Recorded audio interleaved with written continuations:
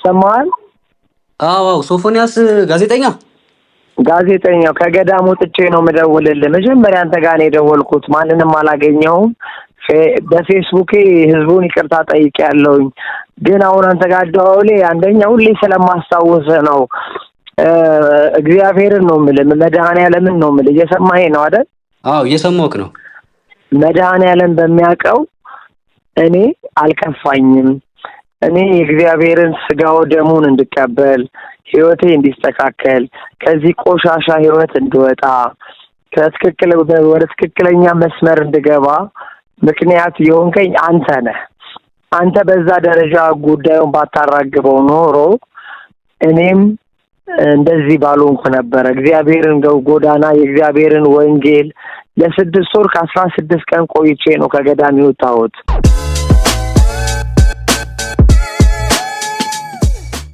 ሰላም የምን አዲስ ቤተሰቦች፣ ልዩ የምን አዲስ መሰናዶችን ተጀምሯል። ቪዲዮ ላይክ እና ሼር፣ ቻናሉን ሰብስክራይብ በማድረግ አብራችሁን ቆዩ። ኑሮ በዚህ ከቀጠለ የአብዛኞቻችን ህይወት ይሄንን ይመስላል። አስቲ ሰላም ነህ? እንዴት ነህ? መልእክተኛ ትባላለህ። እንጃኔ እንዴት ነህ? የኔ አባት ሰላም ነህ? አባቴ ግባ እስቲ። ወይ እኔ አልገባ። ወይ ግባ፣ ግድ የለም ግባ። ንጹህ አይደለም ልብስ። ችግር የለም ግባ፣ በእውነት ግባ። የኔ አባት እስቲ ጨብጠኝ። እንዴት ነህ? ሰላም ነህ? እንተና አይዞህ። ምን ሆነ ነው? እርቦህ ነው? አይዞህ አታልቅስ የኔ አባት፣ አይዞህ። እቺ ስንት ትመስልሃለች? 200 እቺስ 100? አዎ 100 ናት። እቺስ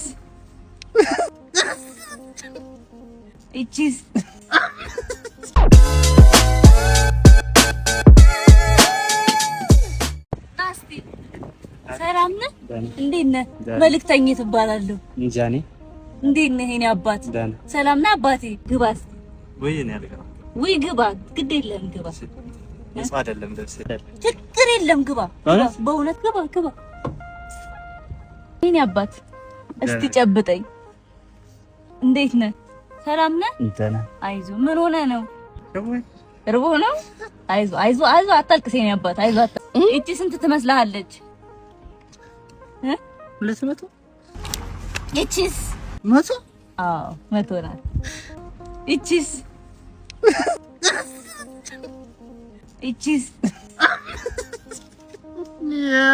ከወይኔ አባት አታልቅስ። አጠቃላይ ስንት ሆነ? መቁጠር አቃተህ አይደል? በስ ሁሉንም ታውቃቸዋለህ አይደል? ሁሉንም ታውቃቸዋለህ? ያለን አምጣ፣ በቃ ይዛ ጠቅም ማድረግ ያለን አምጣ። እኔ እርቦኝ ነው። እኔ እርቦኛል። በእናትህ ዞር በል። እርቦኝ ነው። እሺ መልእክተኛ ነኝ አለ። ወራደ እርቦኝ ነው ይላል እንዴ? ኧረ እርቦኛል። ኦ ማይ ጋድ! ዋው! ፍቅረኛህን በሌለህ ማንነት ስትተዋወቃት ፍቅር ወይ የመኪናዎቹ ዕቆች እንዳለ ገቡ። በጣም አሪፍ። በቃ ለሰውየው ብሩን ላኩለት። 370 ሺህ ብር ላኩለት። ችግር የለውም። አንተም የድርሻህን ታገኛለህ። አልቆይም። መኪናዬ ሊታጠብ ገብቶ ነው። ልክ እንዳለቀ እመጣለሁ። ችግር የለውም። ቆይ የኔ ፍቅር ለምንድን ነው የምትዋሸኝ? ማለት የኔ ፍቅር ሀብታም እንዳልሆን ካውቃለሁ። ዝም ብለህ አትልፋ። ለምን አስፈለገ? ሀብታም ነኝ ሚሊዮነር ነኝ ብሎ ነው መዋሸት። ደሃ እንደሆንክ ምንም ነገር እንደሌለህ በደንብ ነው የማውቀው። ሴቶች ደሃው እንዳትወዱም ሲባል ሁሌ ስለምሰማ እኮ ነው። ድህነቴን በግልጽ ነገር ከቀረብኩሽ አጣሻለሁ ብዬ ስለፈራው ነው ሀብታም ነኝ ብዬ የቀረብኩሽ። እና ሁሉም ሴቶች አንድ ናቸው አሉ? ሁሉም ሴቶች አንድ ብንሆን ኖሮ ድህነትን እንዳወቅኩ ነበር ምተወክ። በጣም ይቅርታ አድርጊልኝ የኔ ፍቅር። አንቺ መዋሸት አልነበረብኝም። ባልሆንከው ውሸተኛ ማንነት ከምትወደድ በሆንከው እውነተኛ ማንነት ብትጠላ ይሻልሃል። እሺ የኔ ፍቅር፣ የኔ ጥፋት ነው። ይቅርታ አድርጊልኝ። እኔም እኮ ተሰቃየሁ። ይሄ ስልክ እንኳን የኔ አይደለም፣ የሰው ነው። አፈቅርሃለሁ። በል በቃ አሁን ሄደን ስልኩን እንመልስ።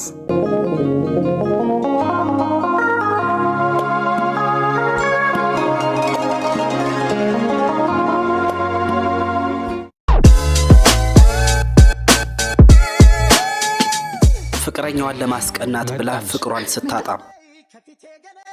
አይቶኛል። አዎ ስቆብሽ አለፈ። ራሱ እንዴት ነው የሚያየው? መጣው። እሺ ስማ እንዴ ራስክን እንዴት ነው የምታየው? ማንም ነክ እኮ። እኔም እኮ ማንም ነኝ አላልኩም። ተውኩሽ አይደል? ለምን አትይኝም? አሁንም ቢሆን አንተን ፈልጌ አይደለም የመጣሁት።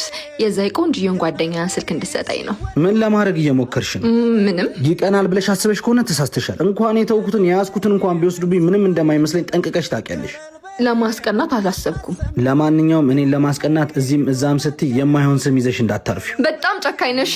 ጨካኝ። ቆይ ማን ነው ጨካኝ? እኔ ወይስ አንቺ? የዋህነቴን እንደ ጅልነት አይተሽ መውደዴን የገፋሽው አንቺ ነሽ? እኔ ነኝ ጨካኝ? እሳት የነበረው ፍቅሬ ላይ ውሃ ቸልሰሽ ያጠፋሽው አንቺ ነሽ ወይስ እኔ ነኝ ጨካኝ? እየገፋሽኝ ወደድኩሽ እኮ ነው ነበርኩ። በደልሽን አለመናገሬ ነው ጨካኝ ያስባለኝ? ይቅርታ። ለአንቺ ሳይሆን ለራሴ ሰላም ስል ይቅር ካልኩሽ በጣም ቆየሁ። በጣም ተቀይረሃል። ህመም እኮ እያስተማረን ቢሆን ይቀይርሻል። ያፈረስኩትን እንደገነባ አንድ እድል አትሰጠኝም? መገንባት እኮ እንደማፍረስ ቀላል አይደለም። ባይሆን የፈረሰውን ትተሽ በጅምር ላይ ያለውን ለመገንባት አግዢኝ። ማለት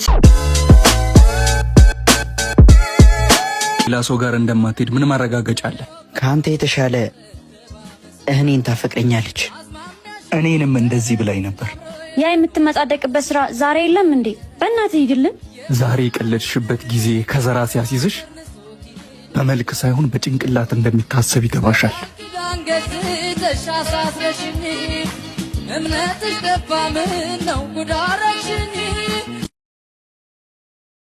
በፍቅር ግንኙነት ውስጥ ያለች በተለይም ደግሞ ትዳር የያዘች ሴት ቤስት ፍሬንድ የሚባል ወንድ ጓደኛ ሊኖራት እንደማይገባም ተደጋግሞ ይነገራል። ይሁንና ይህ የበርካቶች ችግር ነው። እስኪ እንከታተለው። ቀስ በል ተረጋጋ እንጂ። ይሄ ነው እኩለ ሌሊት ላይ የሚደውልልሽ ቤስት ፍሬንድሽ? ቆይ ምን ችግር አለው? ጓደኛዬ እኮ ነው አይደል? እዚሁ ጠብቅኝ፣ አናግሬው እመጣለሁ። ለምንድን ነው ለሚስቴ በእኩለ ሌሊት የምትደውልላት? ባለ ትዳር እንደሆነች አታውቅም እንዴ? ምን ችግር አለው? ጓደኛዬ ነች። ጓደኛ ከሆነች በ6 ሰዓት ነው የምትደውልላት? ዛሬ ምን ተገኘ? ከድሮም ጀምሮ እኮ ነው ሌሊት የምናወራው። አዎ አውቃለሁ። እኔም ብዙ ታግሻለሁ። የሁለታችሁ ነገር ምንም አልጣመኝም። ከዚህ በኋላ እንድደውልላት አልፈልግም። ከጓደኝነታችን ባለፈ በመሃላችን ምንም ነገር የለም፣ ቅናት ካልሆነ በስተቀር። አይ እንግዲህ በሚስቴ ላይ የማዘዝ ሙሉ መብት አለኝ። ባለ ትዳር ሴት ጋር አጉል ሰዓት አይደወልም። ተናግሬያለሁ። ነይ እንሂድ አሁን። ሁለተኛ እንዳይደውል ነግሬዋለሁ። ቅር ይልሻል እንዴ? ለምን አስቀየምከው? ቤስት ፍሬንድ እኮ ነው። አንቺ ባለ ትዳር ነሽ። ቤስት ፍሬንድ አያስፈልግሽም። የአንቺ ቤስት ፍሬንድ እኔ ነው መሆን ያለብኝ። ሌላው ህይወትሽ ውስጥ ማየት አልፈልግም። እኔ እሱን ማጣት አልፈልግም። ለሱ ትልቅ ቦታ ነው ያለኝ። ኦኬ፣ ቤስት ፍሬንድሽን ማጣት ማትፈልጊ ከሆነ እኔን ግን ማጣት አለብሽ ማለት ነው። ምርጫው አንቺ ነው።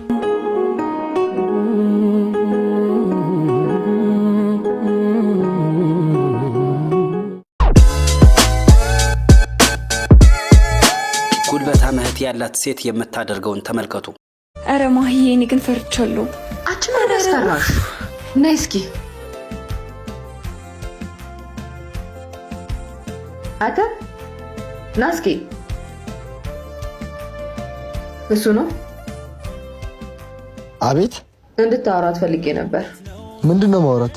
አታ በስነ ስርዓት አታወራም እንዴ? ምን ፈልገሽ ነው? መፈቀር ብርቅ ነው እንዴ? ለዚህ ነው የመጣሽው? አታ ጥጋበን በልክ አድርገው። እሺ ትሽ ማን ስለሆንክ ነው አንተ? አንቺ ስራ የለሽም እንዴ?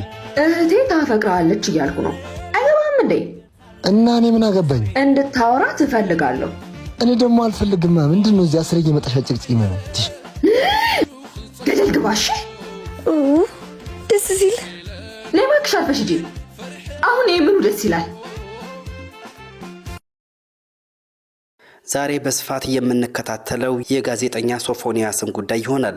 ጋዜጠኛ ሶፎንያስ የዛሬ 7 ወር ገደማ የጤና እክል አጋጥሞት እንደነበረ ይታወሳል። በዚህም ምክንያት ወደ ገዳም ሄዶ በጾም በጸሎት መቆየቱንና ከገዳም ሕይወቱ እንደወጣም ከዛም ወደ ጤና ማዕከላት ሄዶ ሕክምናውን ሲከታተል እንደነበረ ገልጿል። ጋዜጠኛው በርካታ ጉዳዮችን አንስቷል። እስኪ እንከታተለው። ይሰማል? አዎ ሶፎንያስ ጋዜጠኛው ከገዳም ወጥቼ ነው የምደውልልህ። መጀመሪያ አንተ ጋር ነው የደወልኩት። ማንንም አላገኘሁም። በፌስቡክ ህዝቡን ይቅርታ ጠይቄያለሁኝ። ግን አሁን አንተ ጋር ደውሌ አንደኛ ሁሌ ስለማስታውስ ነው። እግዚአብሔርን ነው የምልህ፣ መድኃኔዓለምን ነው የምልህ። እየሰማኸኝ ነው አይደል? አዎ እየሰማሁህ ነው። መድኃኔዓለም በሚያውቀው እኔ አልከፋኝም። እኔ የእግዚአብሔርን ስጋው ደሙን እንድቀበል ህይወቴ እንዲስተካከል ከዚህ ቆሻሻ ህይወት እንድወጣ ወደ ትክክለኛ መስመር እንድገባ ምክንያት የሆንከኝ አንተ ነህ። አንተ በዛ ደረጃ ጉዳዩን ባታራግበው ኖሮ እኔም እንደዚህ ባልሆንኩ ነበር። እግዚአብሔርን ጎዳና የእግዚአብሔርን ወንጌል ለ6 ወር ከ16 ቀን ቆይቼ ነው ከገዳም የወጣሁት። የትንሣኤ ዕለት ነው፣ የፋሲካ ዕለት ነው ስጋው ደሙንም የተቀበልኩት። ትልቅ ገዳም ነበርኩኝ። አሁን ይሄ ነው ብዬ አልነግርህም።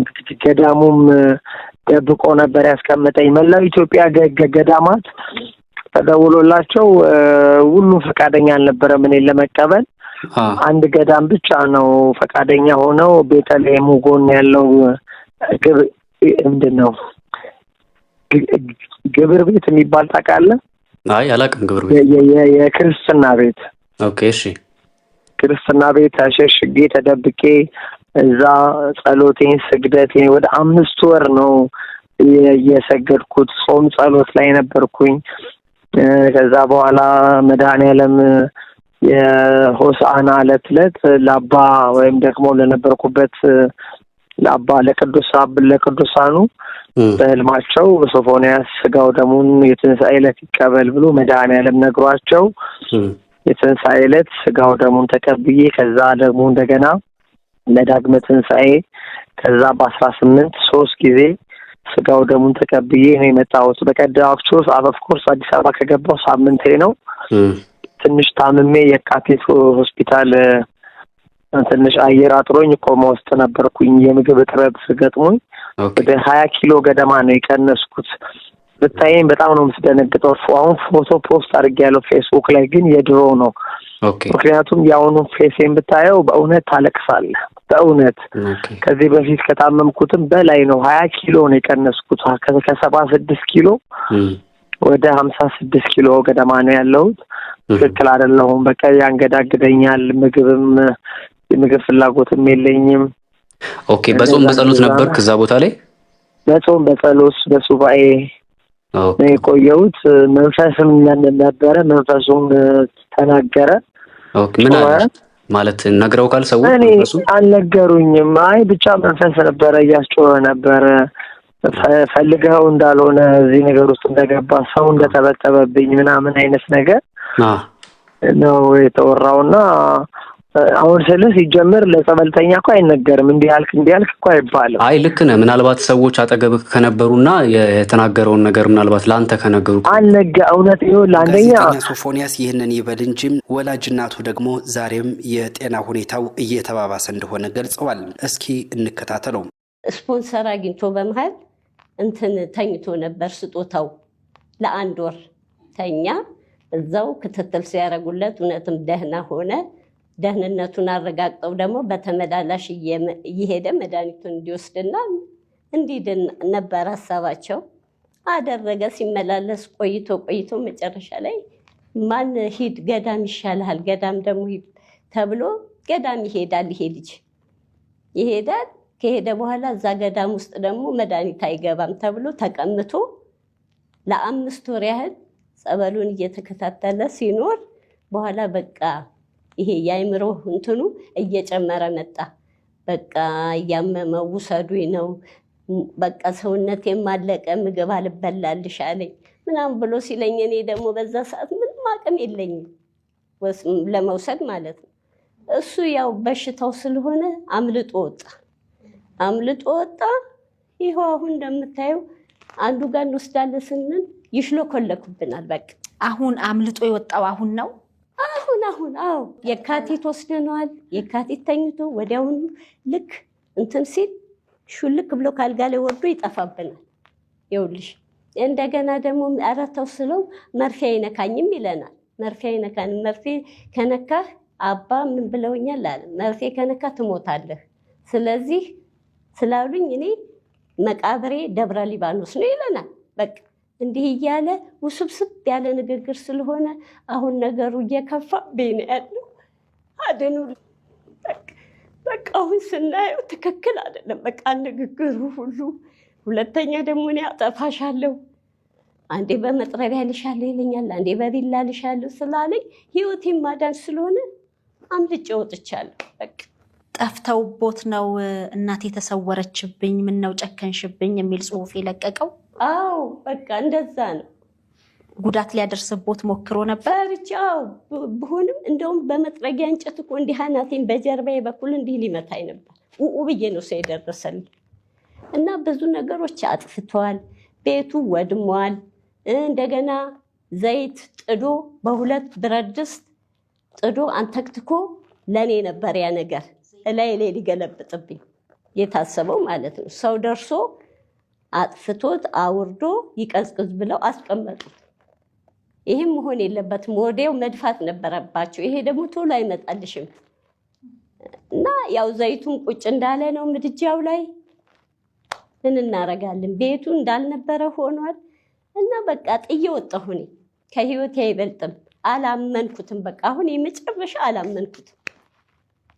በፊት ግን እንደው እንትን ነይ ሲለኝ እየተከተልኩ እዛ ነይ ሲለኝ እየተከተልኩ ሳይሆን ንግግሩ ምንም ትክክል አይደለም። በቃ በስተመጨረሻም እኔን ጨምሮ በርካቶች የማታውቁትን 3 ሚስጥሮችን ያጋለጠውን የወንድማችንን ቪዲዮ እንከታተለዋለን።